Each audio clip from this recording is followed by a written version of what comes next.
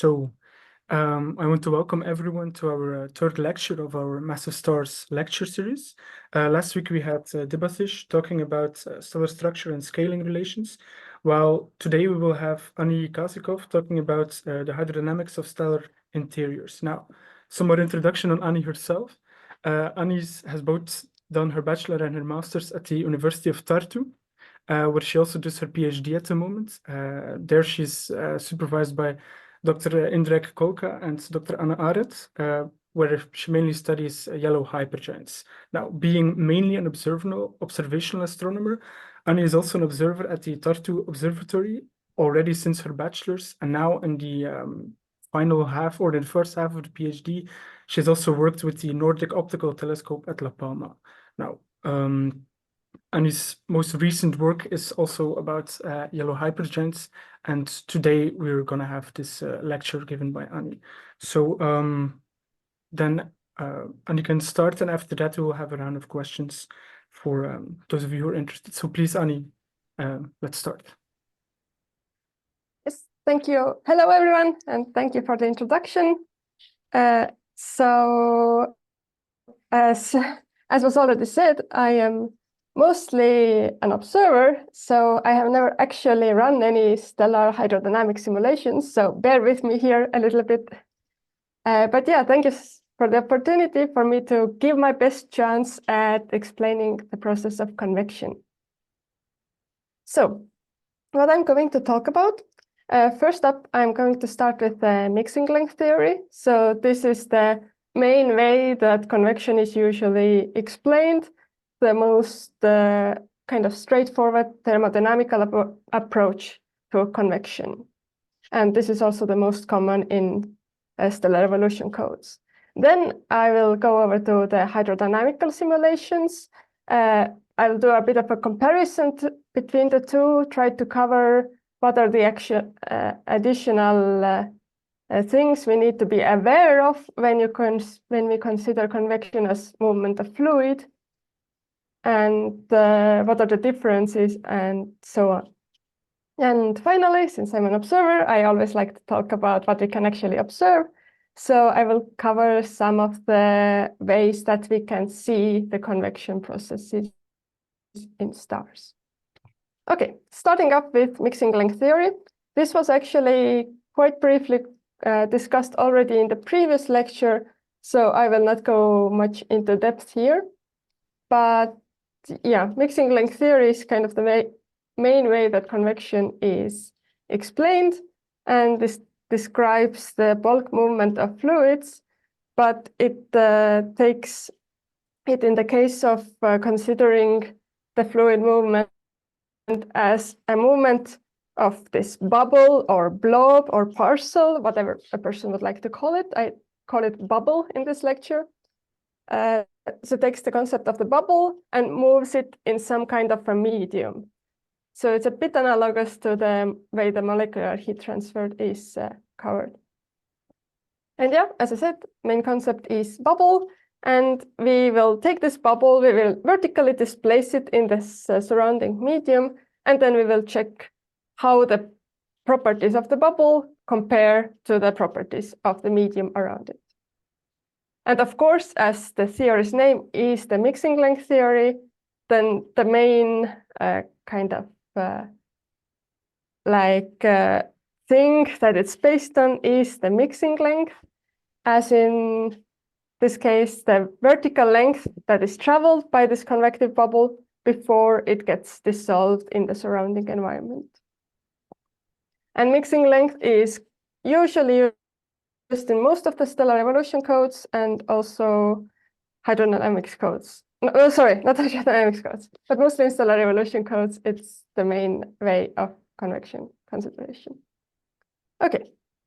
So the movement of the bubble is considered to be an adiabatic process.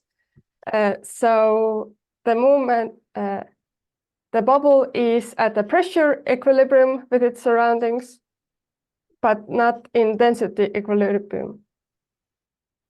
So the bubble, when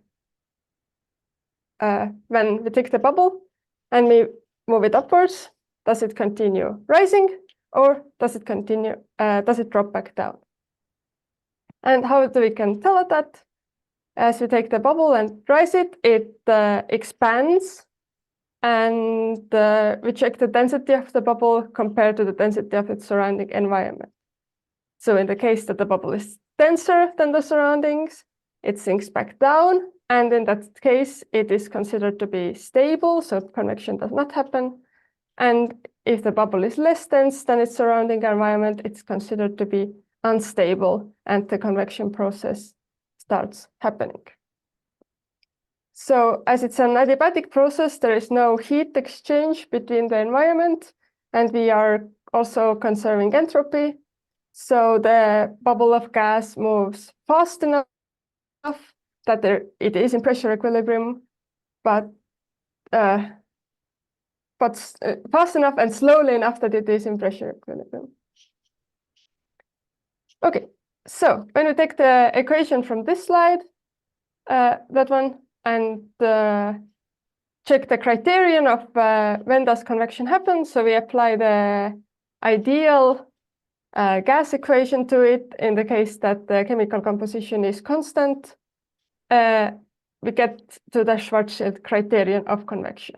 In the case that chemical composition is not constant, we get a different Ledoux criterion, but that I will not currently stop on.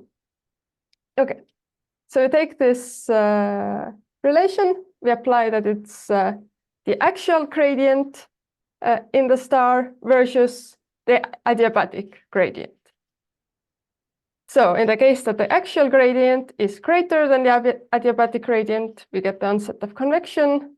And if we do not get convection, so on the radiative side of things, the actual gradient is smaller than the adiabatic gradient. Okay, and the movement of the bubble is determined by the buoyancy force that's driving it up. So it takes into consideration the density, the acceleration, so g, the area, and the delta r. On the other side, the force is from the Newton's law, mass times acceleration, so delta r over time squared. And if we take this part as a differential equation, then we see that delta r is here on both sides. Therefore, the solution to the equation has to be e to the power of something. And that something is called the Brunt-Väisälä frequency.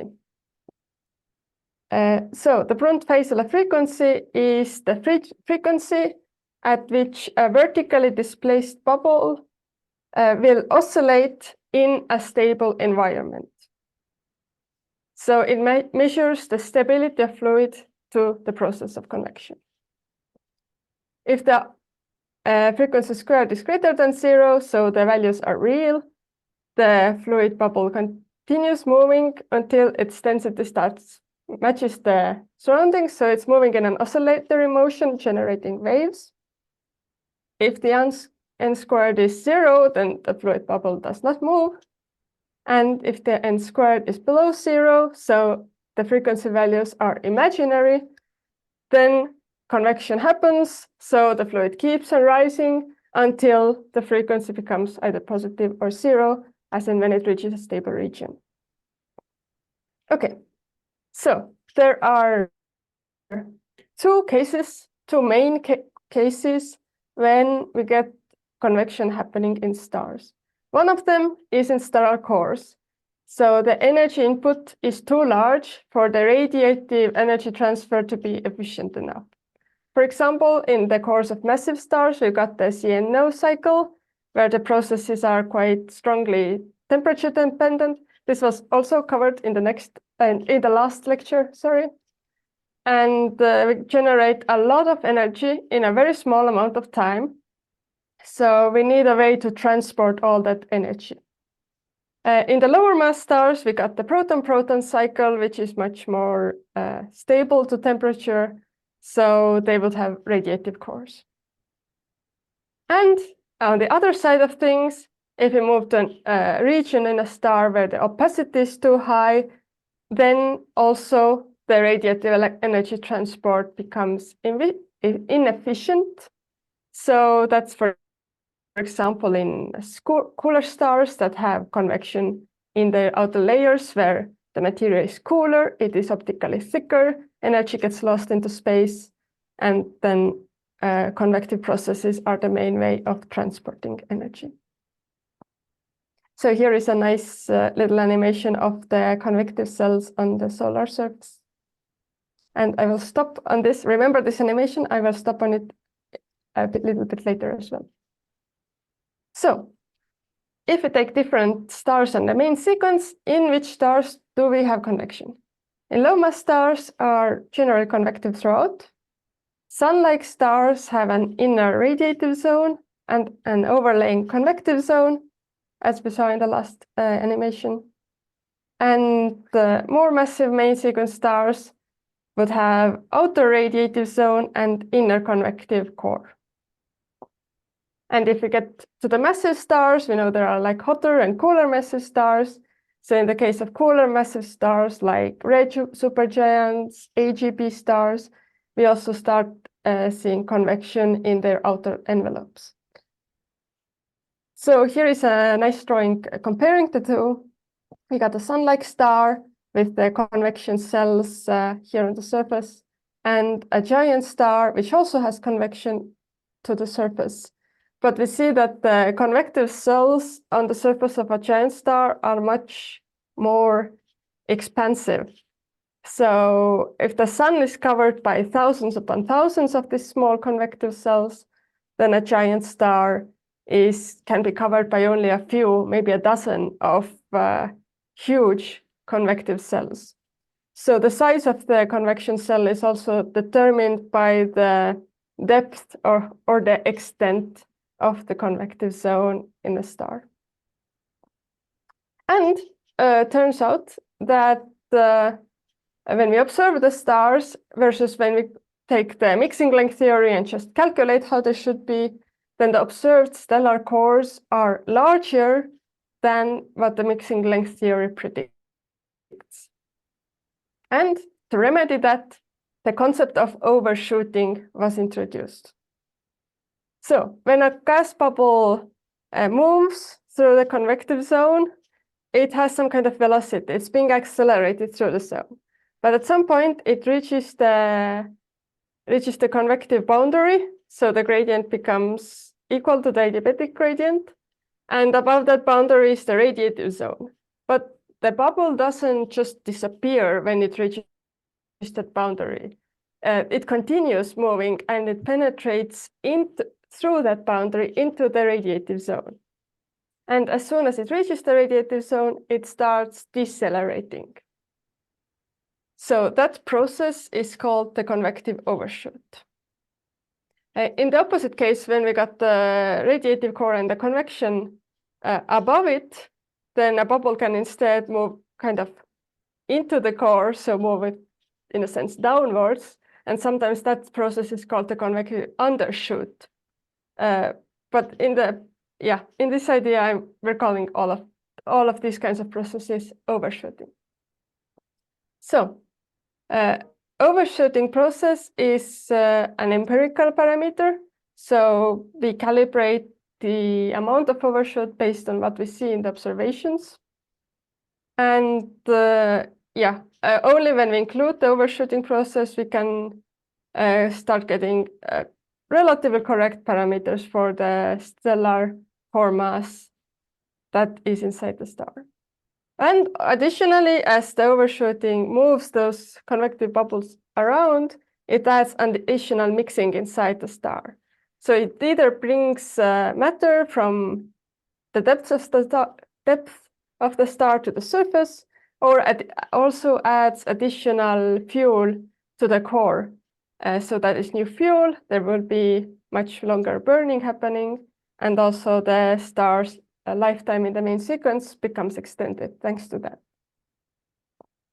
Okay, so now that I have kind of covered how the mixing length theory is very good, we will cover what are its limitations.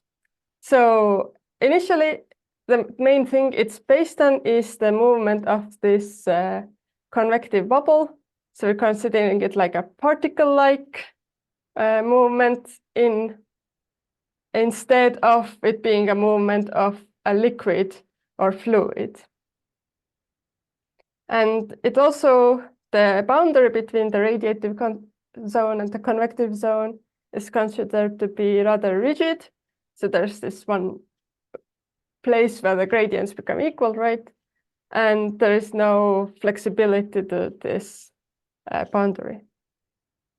And also, what's more of a limitation of one-dimensional analysis is the fact that we are considering that the bubble either moves upwards or it moves downwards. And generally, it's not time-dependent, though I think that can be added to it. And it does not account for the asymmetry we are seeing in up and down flows. So if you now remember back to the solar granulation image that I showed, then the upflows cover a much, so the upflow is the part where the granule in the center is brighter. So that covers a much larger area than the downflow part. So the downflow is the part where on the edges of the granule that are darker, and it's much more turbulent and the flow is much faster. And yeah, these two processes are not equal to each other. One is covering a much larger area, the other is covering much smaller area on the star. So yeah, mixing length theory does not deal with any of that. And also a lot of these parameters would need to be calibrated based on observations, for example, data we get from asteroseismology. But on the note of asteroseismology, a mixing length theory has proved to be very, very good for that, because the pulsations that we are seeing in the stars are well predicted and well accounted for in the mixing length theory. So it has definitely its very strong place in the convective considerations. Okay, so what are the cases where for sure the mixing length theory is not the best approach to go for? In the cases that we have very massive stars, and in the cases that we have stars that are in late evolutionary stages. For example, when we got the pre-supernova stages or the oxygen-burning stars. And why is that?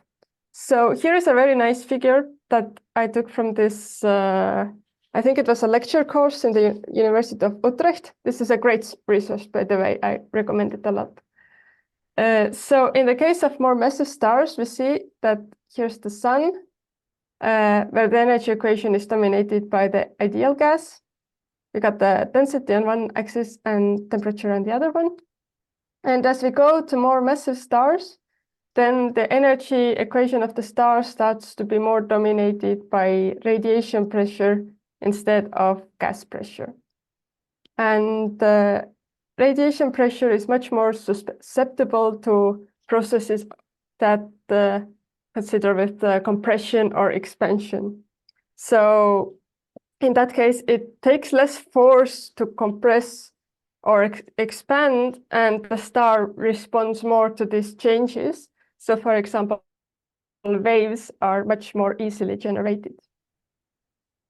Okay, so now we are moving beyond the classical thermodynamics-based approach into the modeling of the movement of fluid. So we take this whole convection process as if it's a fluid or like hydrodynamics based. Okay, so instead of considering a mixing length of this bubble, we start considering the properties of the fluid. So for example, instability to convection.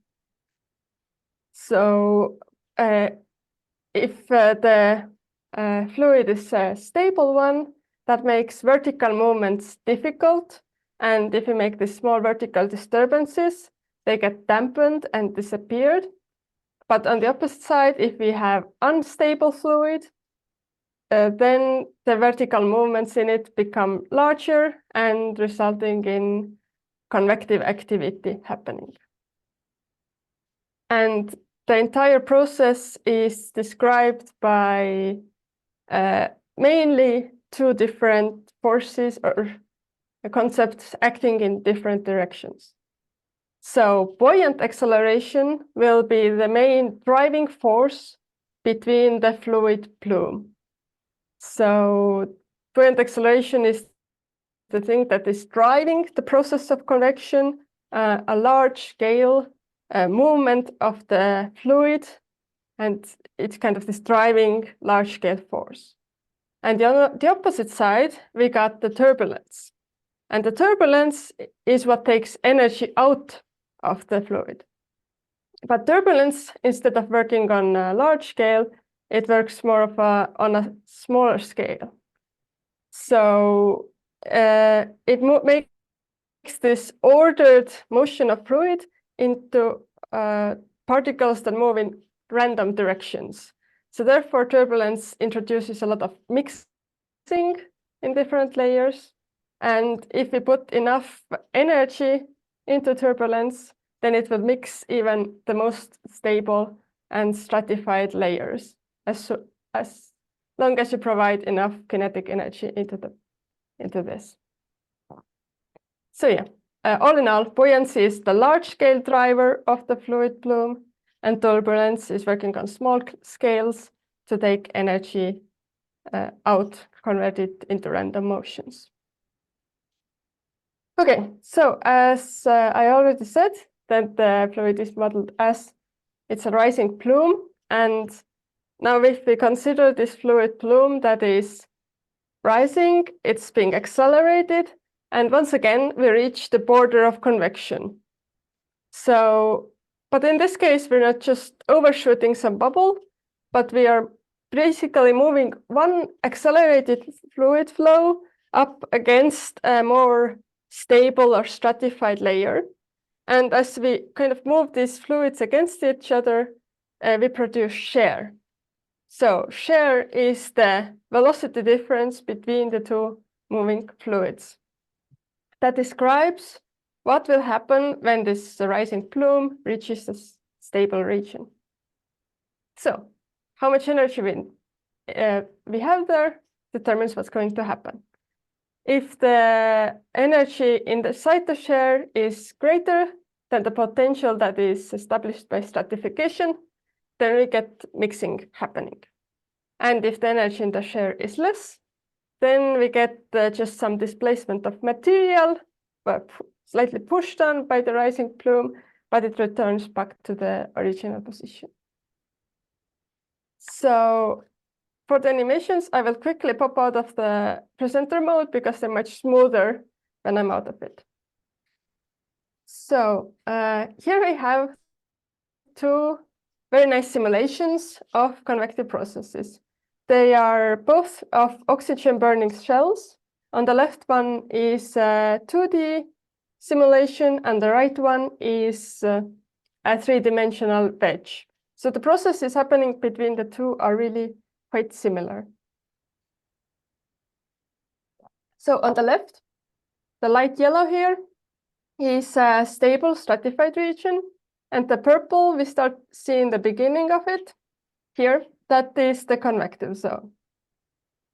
And when the simulation started, we saw that the different layers were quite separate, and the starting conditions were determined by the mixing length theory. So I leave my mouse here. This is the height of the convective zone in the initial, as soon as the simulation starts. So the initial conditions by the mixing length, and then hydrodynamics are turned on as soon as it starts. So we can see there's a lot of like these rising plumes that introduce a lot of mixing, especially here on the border of the convective region. And we can also significantly see that the extent of the convective region is increased. So the mixing increases the size of the convective zone, but up to a point. So by the end of the simulation, it reaches actually a much more stable height and does not extend any further. And on the right, we have the similar thing happening, but in three-dimensional. So we get this rising plume that reaches the edge of the convective border. And once again, it introduces mixing. And we see that the convective zone also gets increased in size. So here's a couple of more simulations. So left is pretty much what we saw in the previous ones. So we got the silicon burning shell here in light blue. Above that, dark blue is an oxygen burning shell. And this is here the convective zone. So we can once again see the rising plumes at the start of the simulation, significant mixing here on the edge, and further into the simulation, also the convective zone size gets increased. But on the right side, it's the same thing, but we're seeing the energy generation. So we see how the unburned materials gets pulled into the burning layers here. And we are seeing also, as it gets pulled in, it adds extra fuel, of course, but we're also seeing additional burning here happening in those convective whirls as well. Okay. So now I'm going to show probably the last big equation slide.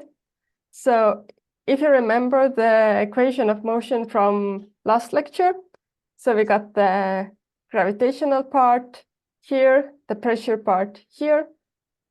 Then from that we produce the kinetic energy equation of the star. So this is momentum, momentum energy, we multiply it by velocity. So a scalar product here into the pressure part, here into the gravitational part.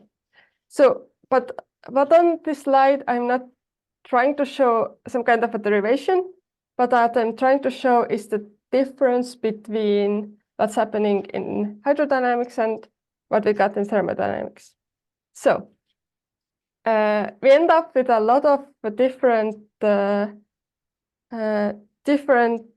properties that determine the kinetic energy in the hydrodynamical way. So I will just kind of quickly go through what the different properties are. We got the background velocity field here on the left, so the time part and gradient part. And on the right, we've got the main, this kind of hydrodynamical parts. So the energy and the pressure fluctuations in the fluid, so the sound waves being generated, the kinetic energy of the moving fluid. We also got compressional work done by the turbulent fluctuations in there, and we've got work done by buoyancy. And on the opposite side, that's kind of taking energy out, is the dissipation of kinetic energy, just as a kind of a free parameter here.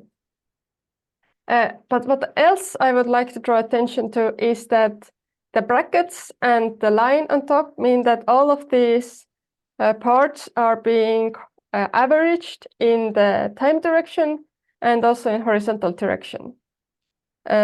So that's also kind of one of the things that we want to find when we do higher dimensional simulation like 2D and 3D, right? What are the properties of the fluid that we could average over time or over space?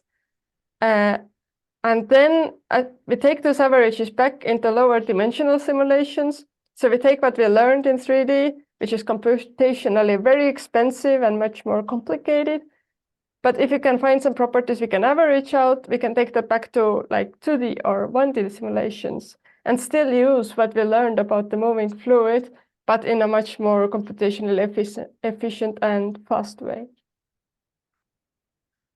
Okay, so here's another simulation being done about the energy generation. So here in the central part, we got the oxygen burning shell. And here in the upper part, we've got the carbon burning shell. And in this simulation, we can see how there are being waves generated here in the oxygen burning shell down here, but these are being propagated outwards, and they are significantly also affecting the carbon burning shell that's higher. So it's showing that all these regions in the star are completely dynamically connected to each other. And further into the simulation, we see the process is starting getting a bit more violent. So in these cases, it's possible that also we would get, in some specific situation, we get overturning of the layers happening. Okay. So finally, the Richardson criterion, which compares the kinetic energy in the shear to the potential energy of the stratified layer. So here we got the familiar Brunt-Väisälä frequency and the radial gradient of the shear velocity underneath. Okay, so there are specific Richardson numbers that describe what will happen.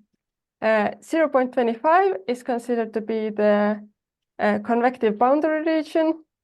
So the excess kinetic energy is equal to the work done against the buoyancy force. So kind of both are equal. Below 0.25, we got this fully turbulent, fully unstable layer. And above 0.25, but below 1, we start getting different oscillatory motions already. So we start getting a bit of waves that introduce additional mixing. And if we got the Richardson number above 1, then that's the point where we start getting linear internal waves, so the G mode or gravity mode waves. And if we add rotation to the entire thing, so rotation is going to be a whole next lecture. I would not stop on this more at all. Then we add more shear and we add more instability, and we also end up with larger stellar cores as well. Okay, so Richardson criterion determines the cases when we start getting G-mode waves.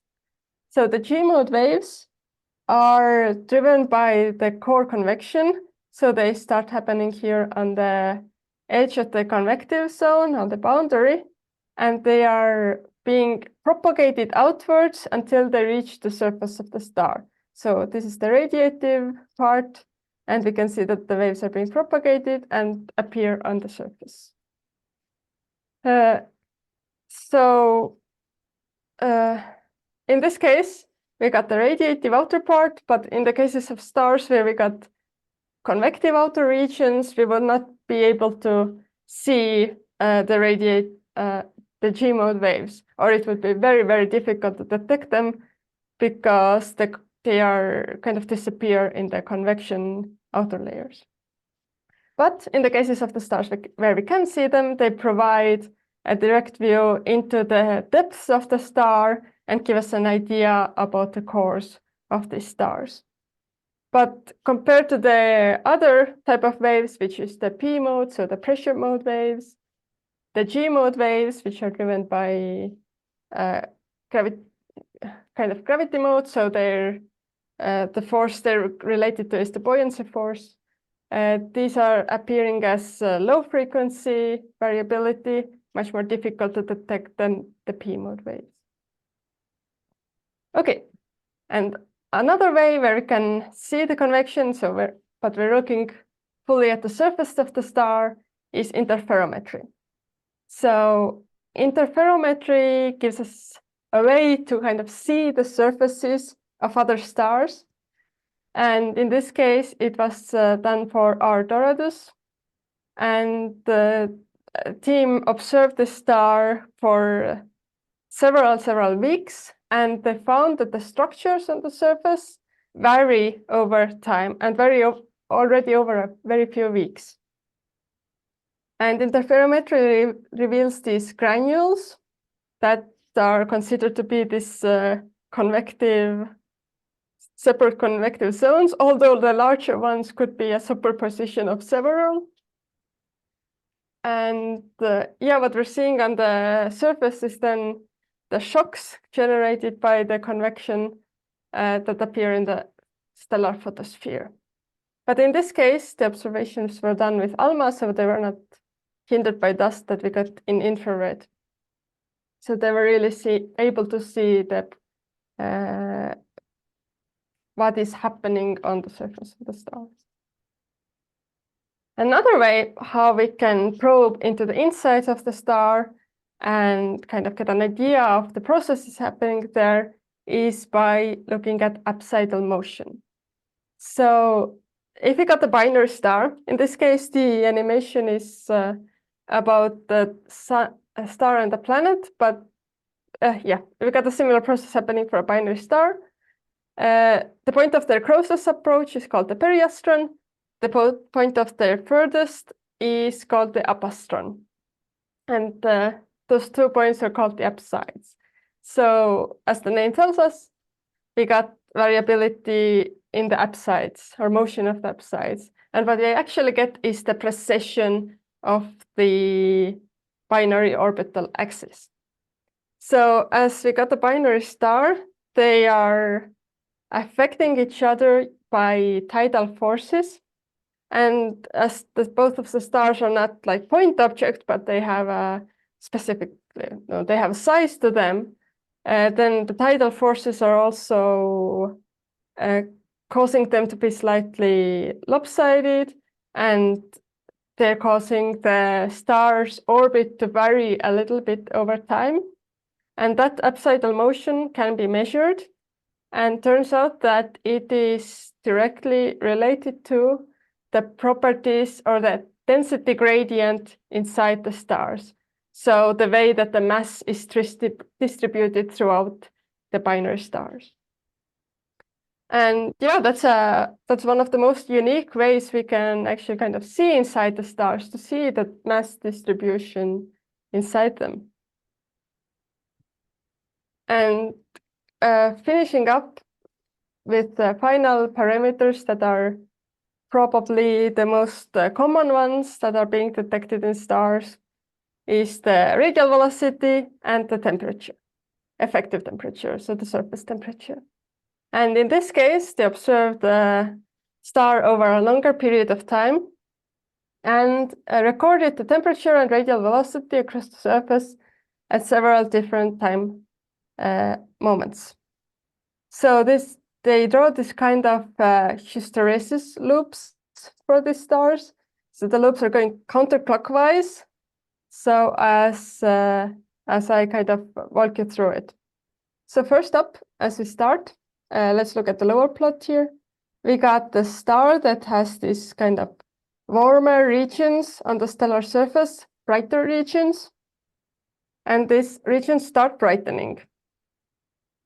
But on the upper radial velocity map, after the region starts brightening, then we start seeing that material is rising to the surface. So the blue is the rising material and red is the infalling material. So afterwards, the star is getting brighter, material starts rising, and as we follow through this hysteresis loop, the star starts getting fainter again, but material is still rising. But as the star is getting, like this temperature is dropping, then we start seeing the radial velocity is also showing that material is kind of falling. So there is a bit of a phase shift between the two processes that we can see here. And this was modeled in the case of a red supergiant. So in the case of these stars, we got a continuum that is forming very close to the top of the convection zone. So the two of the continuum forming region and the convection zone are kind of moving together. So we see the effects of both effects of the convection on the stellar surface. But in this case, of course, we are only seeing the surface properties of the star. We cannot actually see inside the star. Okay, so I did my best to cover the way that the convection is modeled in two different ways.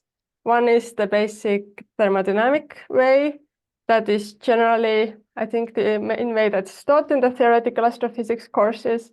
So this is considering the rising bubble throughout the convection zone.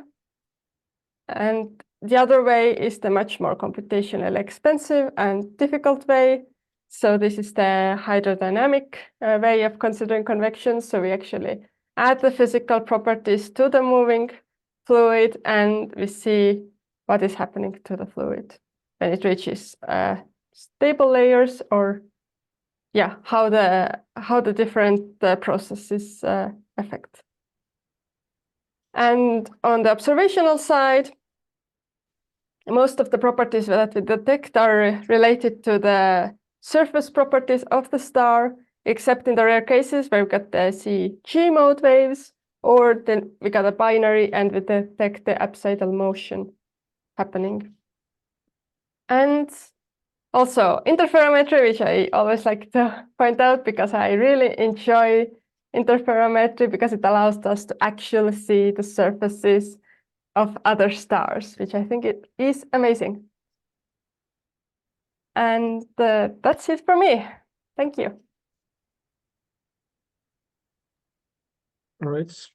Thank you very much, Anni, for this great overview of stellar interior hydrodynamics. Then I think we can go over to questions. So feel free to put it in the chat or speak up and unmute your microphones. So, wait, are there any questions?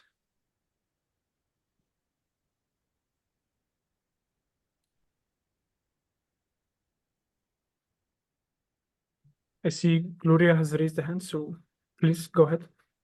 Yes. Hi, Annie. Thank you for this very clear presentation. I kind of feel I've taken on the responsibility of breaking the ice here and raising questions. So let me get started. I actually have two questions.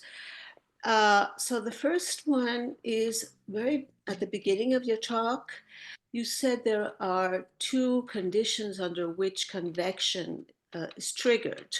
One in the nuclear region because of the sensitivity of the CNO cycle to temperature, and the other in outer layers due to the to the opacity, which makes radiative transport not easy, and so the star decides to go into a convective mode. So my question is regarding the central region. In the end, isn't it also an opacity problem? I mean, if you don't have radiative transport, you must transport through convection. So I'm a little bit confused about that. Yeah, pretty much. I mean, if radiative transport doesn't work, then convection happens. Pretty much that's the thing that summarizes both of these ways. I just kind of wanted to separate the two a bit because one is inside in the center of the star, kind of, and the other is on the outside layers of the star. Okay, perfect. So it's always kind of an opacity problem. It's just in two different regions. Yes, that's the way I understand it, at least. Maybe someone else can comment on this.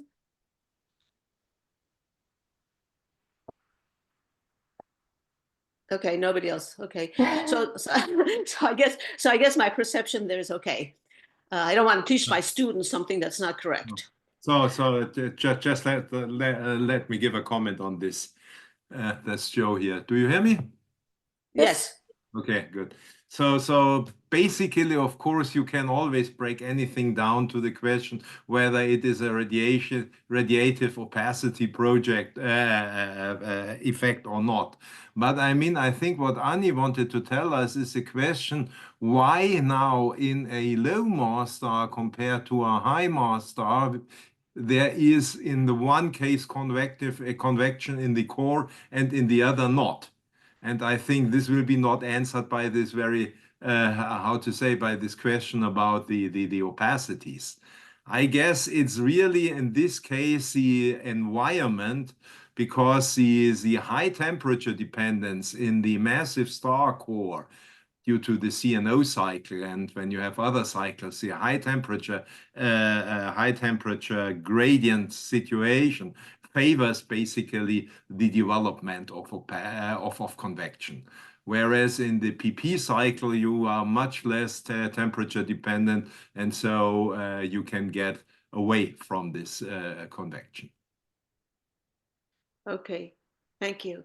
And the second question has to do with your slides, starting maybe on 14 or 15.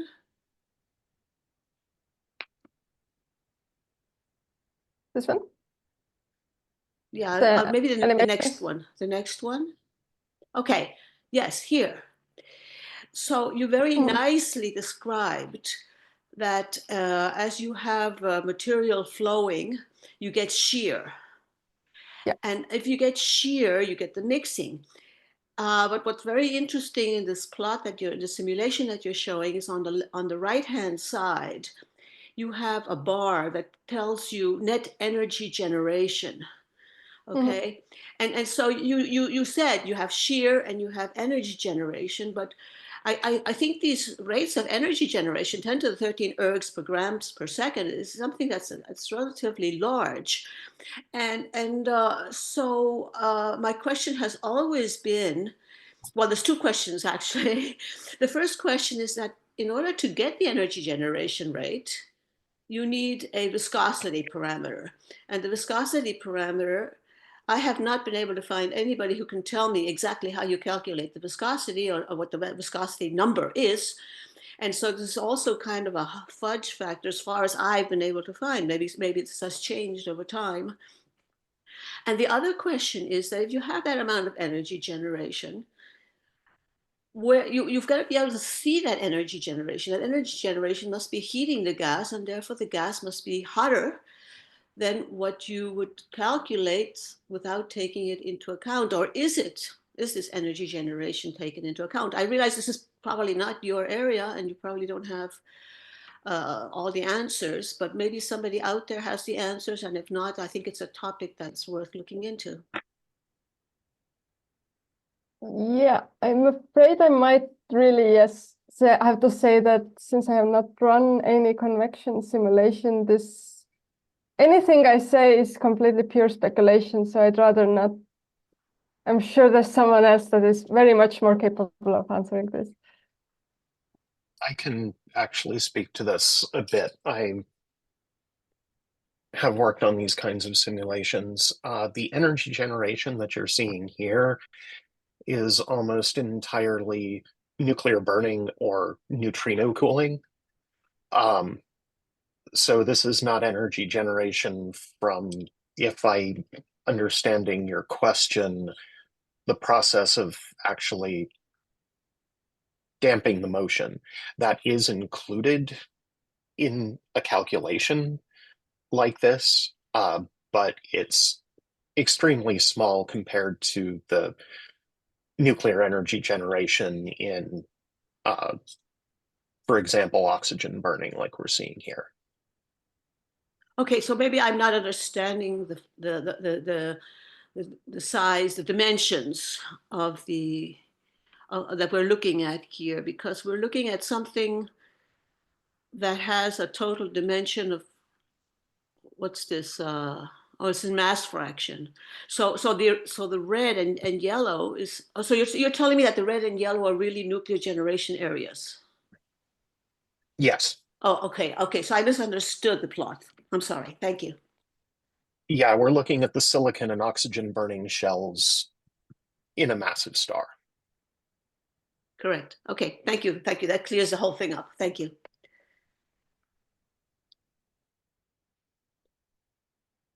All right. Any more questions from the audience?